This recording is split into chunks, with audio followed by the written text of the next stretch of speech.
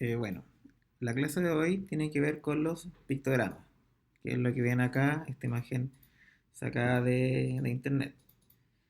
Los pictogramas no es nada nuevo, como les he comentado en clases anteriores, que nosotros tratamos de alguna manera de comunicarnos y hemos implementado diferentes técnicas, formas, modos de poder expresarnos. No sé si han visto esta imagen o este dicho que indica de todos los caminos llevan a Roma. Bueno, para explicarle un poco de eso, tiene origen al sistema de signos.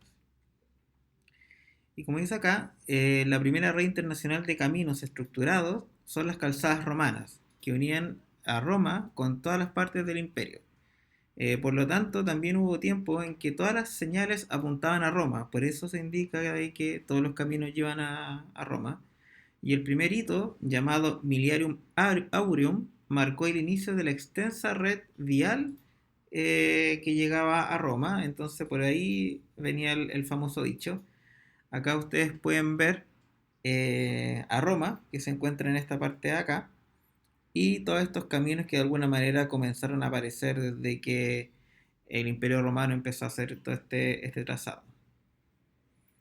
Bueno, estos hitos señaléticos romanos se llamaban millarios, como les contaba recién, y se contaban en millas romanas la distancia de un punto a otro.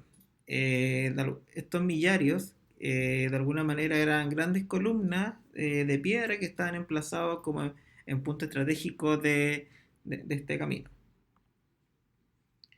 Bueno, luego de eso, en el 1908, cuando el Congreso Internacional de la Ruta de España comienza a sistematizar los signos. O sea, ya desde el Imperio Romano hasta ahora como que pasó mucho, pero no pasó mucho en cómo esto se iba a plantear de una manera más sistematizada.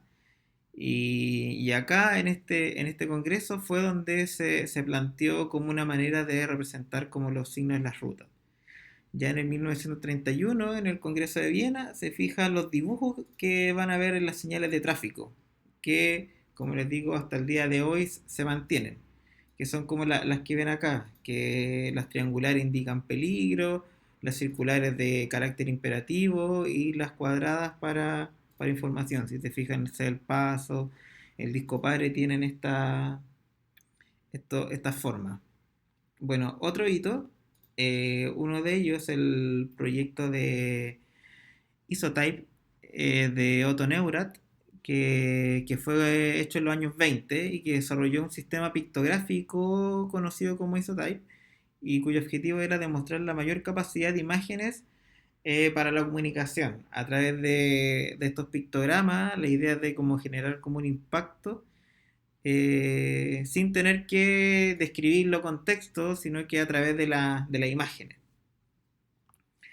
Y aquí ven como otros ejemplos que él muestra, como los grupos raciales de alguna manera, la cantidad de población, la parte política, y él también, bueno, de alguna manera inspiró a otros diseñadores como lo que ven acá. Si se fijan esto, que son de los Juegos Olímpicos, eh, son los pictogramas de Otto Eicher, que fue en el año 1972 que diseñó esta serie de pictogramas basada en una estructura reticular rígida que al final proporcionaba una coherencia entre todo el sistema de señales y que de alguna manera él fue el precursor de la retícula y que de alguna manera, como digo acá, es, perdón, proporcionaba una coherencia entre todo este sistema a través de esto. Si se fijan, las proporciones de los círculos son todas las mismas, las manos, las formas, las direcciones que tienen, todas son regidas por esta retícula que ven acá. Bueno, él fue también uno de los que diseñó el logo de Brown, que ven acá también fue inspirado en la retícula. Otro hito fue el sistema de transporte en Estados Unidos. Como no querían ser menos los de Estados Unidos, en el 76 publicaron este proyecto que era una reforma al sistema de señales del transporte que también se utiliza hoy en día, que de alguna manera se inspira y hasta el día de hoy se están ocupando. Y bueno, ¿cómo se pueden clasificar estos signos? Se separan en dos grandes grupos, que son los pictogramas, que es lo que más vamos a hablar ahora, y los ideogramas.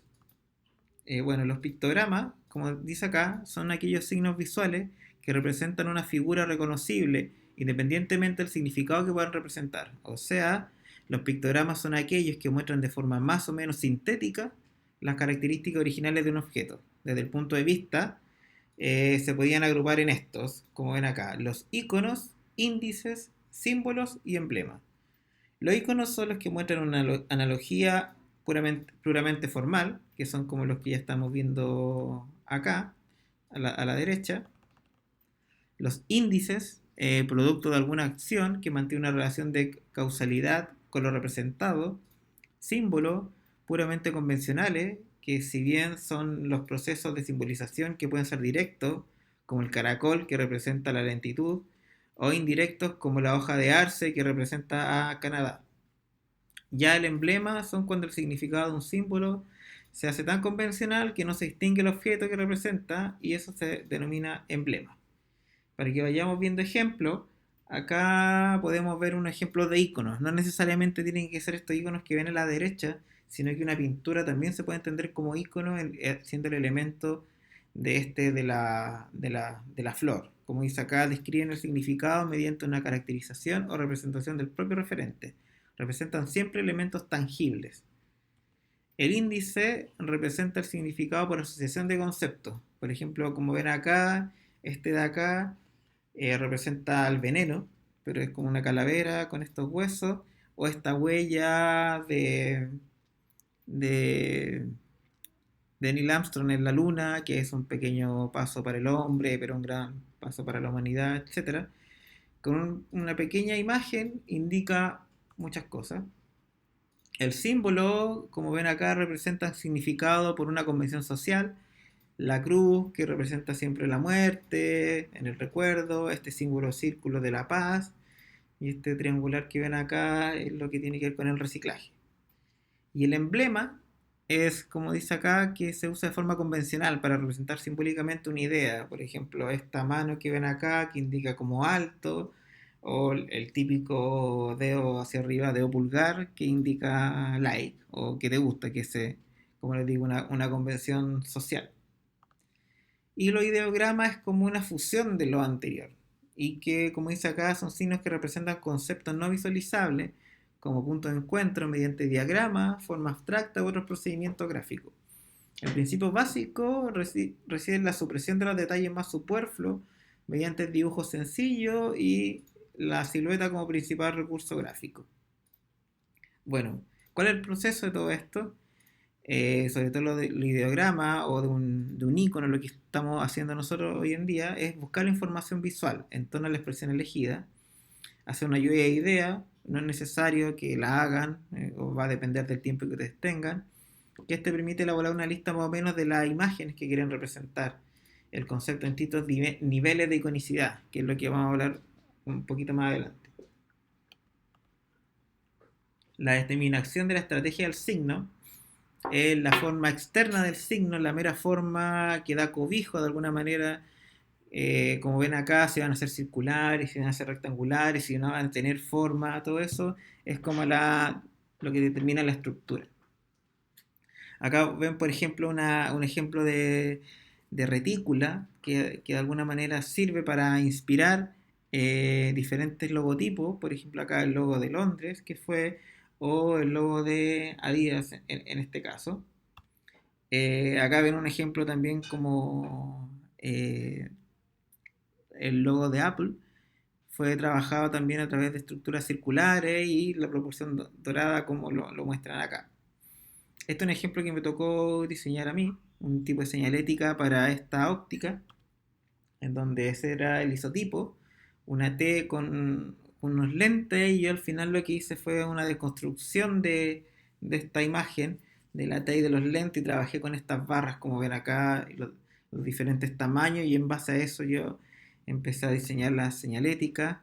Acá ven más o menos como las señaléticas que se utilizaron, y acá algunas de también como de todo el proceso que ellos se trabajan.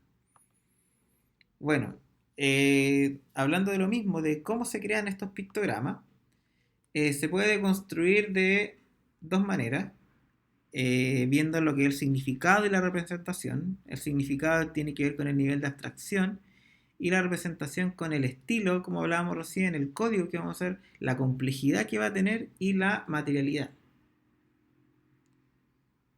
Eh, si alguien conoce esta imagen, que es de René Magritte, que se llama Esto no es una pipa, él quiere hablar un poco de esto mismo, de que es una pintura de la pipa, por eso no es una pipa, ¿eh? Se habla mucho de esto en el arte conceptual. Y hay un libro que habla de la teoría del cómic de Scott McCloud, como ven acá, que describe un poco esto mismo que les estoy contando, que es súper interesante, que se los voy a leer. Como ven acá, este no es un cuadro este es un cuadro de Magritte titulado La falsedad de las imágenes. La inscripción está escrita en francés que dice esto no es una pipa. Claro, no es una pipa, es el cuadro de una pipa. ¿Cierto o verdad? Bueno, pues mentira, no es el cuadro de una pipa, sino el dibujo de un cuadro de una pipa. Pues no, tampoco es un ejemplar impreso del dibujo de un cuadro de una pipa. En realidad son 10 ejemplares, 6 si te fijas solo en esta página. ¿Me estás escuchando? Si es así, tienes que ir al otro río, porque no he dicho nada. Es complejo. Y en este caso también lo hace Joseph Kosuth con lo que dice una y tres sillas. Porque ¿qué es realmente una silla? La foto de la silla a escala real, la silla misma o la descripción de la silla, que puede ser por ejemplo de la RAE. Todas son sillas en verdad. Y muestra esto que dice, esta no es mi voz, esto no es una vaca, esta no es una señal de tráfico, esta no es una cara, esto no es comida. Al final, lo que vamos haciendo nosotros es una convención para que podamos comunicarnos. Eh, y como dice acá, cuando extraemos una imagen mediante la caricatura, lo que hacemos no es tanto suprimir detalles, sino más bien resaltar ciertos detalles. Al descomponer una imagen a su significado esencial, el dibujante puede amplificar dicho significado de una manera que no está al alcance del dibujo realista, como lo ven acá en esta imagen. Por ejemplo, si hacemos un ejercicio básico de esta forma, si le ponemos esos círculos, ya nosotros empezamos a ver ojos, en ese sentido de que empezamos a ver caras, y que la mente no tiene dificultad alguna de convertir estas formas en caras, como ven acá. Como que puede llegar a confundir esto con esto. El ser humano tiende a verse a sí mismo todo el rato y lo asimila a diferentes cosas, como las ven acá, en un bolso, en un enchufe, en un auto, como tienen como cada elemento puede tener personalidad y uno se imagina caras. Y es así que de alguna manera, como dice acá, cada cual nutre un conocimiento constante de su propia cara. Pero ese cuadro mental no es muy claro, sino más bien un arreglo superficial, una sensación de contorno, una sensación de colocación imprecisa, como lo ven acá en esta conversación que están viendo.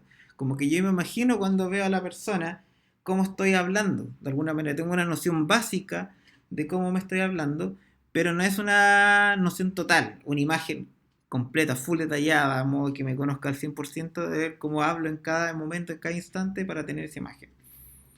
Y como dice acá, hasta ahora no solo hemos hablado de las caras, pero el fenómeno de la conciencia de sí mismo no visual puede aplicarse si bien hasta un cierto punto del cuerpo entero. Si estamos, por ejemplo, estamos en un cóctel o algo, tenemos la noción, no estamos mirando la copa, pero estamos imaginándonos cómo estamos tomando la copa, o cómo tenemos los pies, cómo tenemos las manos en el bolsillo, todo eso.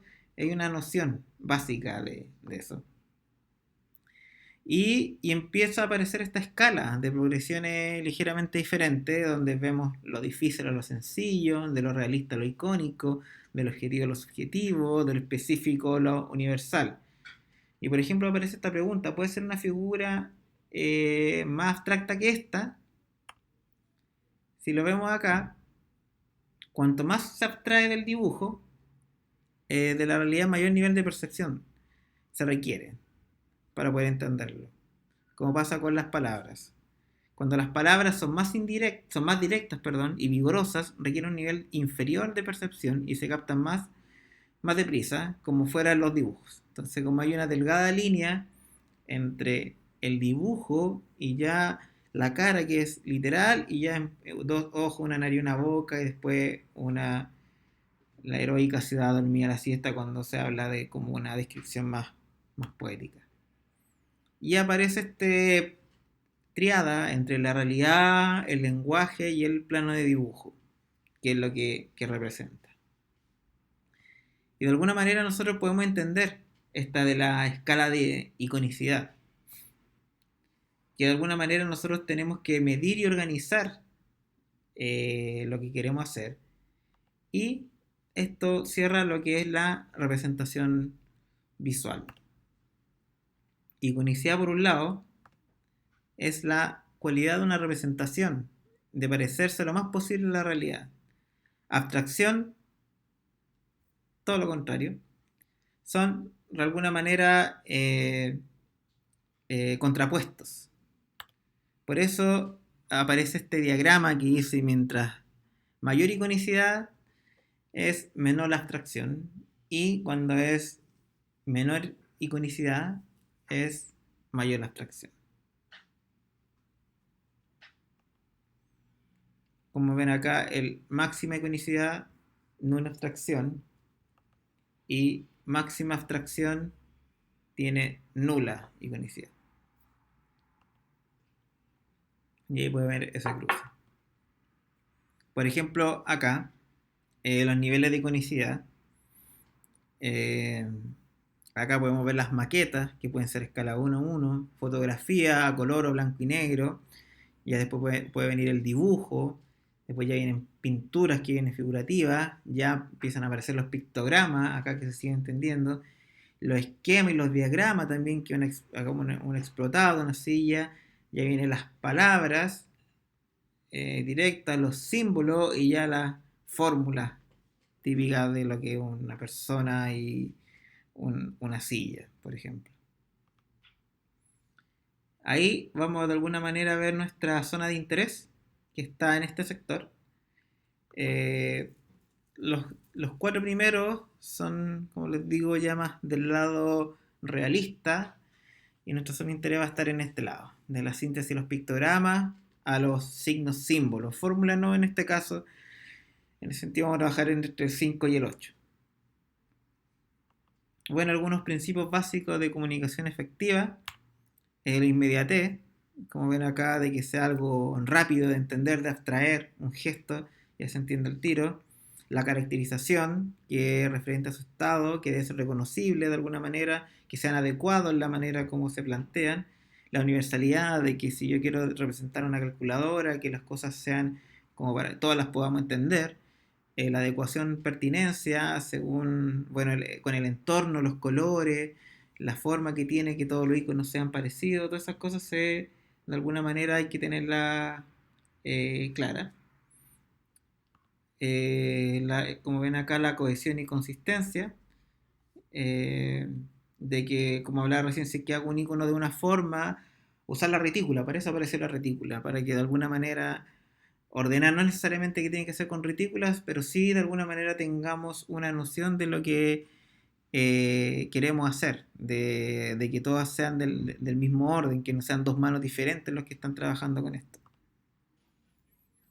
Bueno, acá vamos a ver algunos ejemplos de lo que les estaba comentando. Acá hay un ejemplo básico de un ejercicio que hizo Picasso en el año 45 al 46, como ven acá, del 5 de diciembre al 17 de enero del 46, en donde él quería simplificar lo máximo que se podía lo que era el toro. Él siempre tuvo una obsesión con el toro, Picasso, y quería llegar hasta la máxima simplificación posible. Y como ven acá, parte de este toro, que es mucho más detallista, hasta ya más totalmente la expresión mínima de lo que podía llegar a ser el toro. Otro ejemplo del año 76, este es el primer logotipo de Apple. Como ven acá, era la manzana, que es lo más importante hasta el día de hoy. Acá solamente se ve como el elemento, como le caía en la cabeza acá, que fue obra de Ronald Wayne. Luego de eso, en el 98,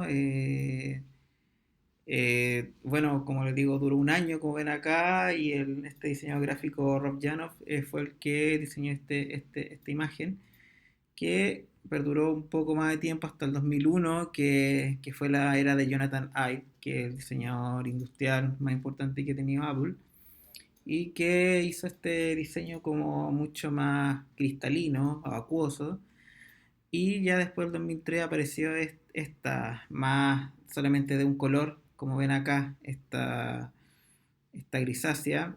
Y a lo que el día de hoy, en el 2020, este logotipo que es totalmente liso, plano y que se ha mantenido hasta el día de hoy, ya no ha evolucionado por varios años. Desde 2013, si se fijan, ya lleva casi 17 años este logotipo y todavía se mantiene. Acá hay otro ejemplo de un artista que dibuja estos pósters indicando como los artistas según sus canciones. Eh, que Víctor Hertz, que de alguna manera aquí muestra también las películas, simplifica al máximo las películas a través de su icono. Hace ejercicio con canciones, como ven acá, Coffee MTV, Surfing USA, Yellow Submarine de los Beatles. Eh, Películas como Spider-Man, Inception, acá El Exorcista. Acá hay un ejercicio súper simple donde ustedes tienen que adivinar, por ejemplo, cuál es cada una de estas. Si nos vamos uno por uno, el primero tiene que ver con Guns N' Roses, este tiene que ver con Sex Pilots, perdón, Radiohead, Green Day, Smashing Pumpkins, The Rolling Stone, Alice in Chains, The Who por este lado, este que es muy bueno, el Led Zeppelin, Chili Peppers y The Doors. Ahí como ven tienen todos los resultados de todo esto.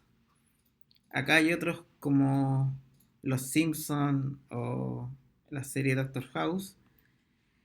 Bueno, ¿cómo se pueden visualizar esto? Y tiene que ir un poco con el ejercicio que se viene ahora evaluado. Es de los estilos de visualización que existen. Como ven acá, ramificaciones combinadas, derivaciones, gráficos, corte y periferia, red simple de relaciones, etcétera. Acá ven un ejemplo de ramificación, otro también de ramificación, como ven acá. Este de Game of Thrones, que tómenle mucha atención porque este tiene mucho icono, mucho que tiene que ver como los reinados que tiene cada uno de estos, los vínculos, y tiene que ver mucho con el ejercicio que quiero que hagan de película. Así que prestenle mucha atención a este. Eh, Acá este tiene que ver con Bandersnatch, la película que hizo Black Mirror, con todos los posibilidades de respuesta que podía tener esta película y todos los avances. Aquí dos gráficos, uno más vertical y el otro mucho más horizontal. Acá tienen otro tipo de ramificación y también como de línea de tiempo. Acá hay otro de línea de tiempo, pero más horizontal y de relaciones, que es importante.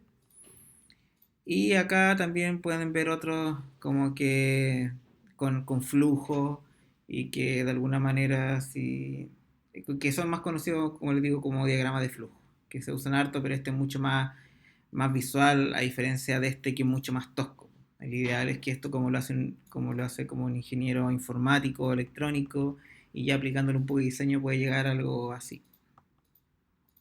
La red de metro, como ven acá, este de la evolución del hombre. Este también se puede ver como gráfico o curva. Y asimismo le comento un poco el encargo que está más descrito en el PDF que les voy a compartir. y que tiene que ver como esto, como que ustedes elijan una película y la puedan describir a través de iconos. Estos son igual simples porque son ejercicios como de un artista, pero la idea es que lleguen a algo que tenga relación con esto, con una mayor complejidad, como les decía, como lo que podíamos ver en este de Game of Thrones, que describir un poquito más las cosas, contar de los personajes, etcétera, y su avance a través de la línea del tiempo. Yo les voy a poner unos referentes igual para que ustedes tengan. Acá ven uno de Matrix, otro de Pulp Fiction.